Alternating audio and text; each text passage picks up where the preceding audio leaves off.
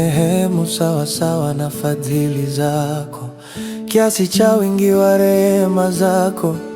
Uyafute makosa yangu, unioshe kabisa na uovu wangu, unitakase dhambi zangu. Maana nimejua mimi makosa yangu na dhambi yangu imbele yangu daima. Nimekutenda dhambi wewe peke yako, na kufanya maovu mbele za macho yako wewe. Ujulikane kuwa una haki unenapo, na kuwa safi utoapo hukumu. Tazama, mimi naliumbwa katika hali ya uovu. Mama yangu alinichukua mimba hatiani. Tazama, wapendezwa na kweli iliyo moyoni, nawe utanijulisha hekima kwa siri. Unisafishe kwa hisopo, nami nitakuwa safi. Unioshe, nami nitakuwa mweupe kuliko theluji. Unifanye kusikia furaha na shangwe, mifupa ulioiponda ifurahi.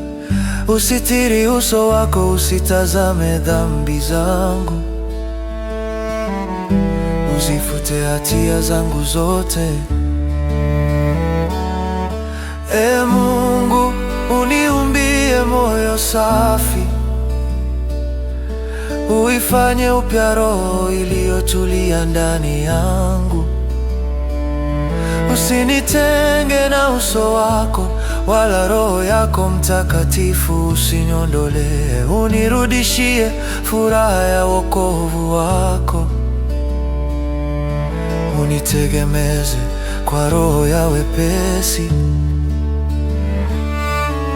Nitawafundisha wakosaji njia zako, na wenye dhambi watarejea kwako. Ee Mungu, Mungu wa wokovu wangu, uniponye na damu za watu, na ulimi wangu utaimba haki yako. Ee Bwana, uifumbue midomo yangu, na kinywa changu kitazinena sifa zako. Maana upendezwi na dhabihu, au ningetoa. Wewe huridhi sadaka ya kuteketezwa. Dhabihu za Mungu ni roho iliyovunjika, moyo uliovunjika na kupondeka. Ee Mungu, hutaudharau. Uitende mema Sayuni kwa radhi yako. Uzijenge kuta za Yerusalemu, ndipo utakapopendezwa na dhabihu za haki na sadaka za kuteketezwa na kafara, ndipo watakapotoa ng'ombe juu ya madhabahu yako.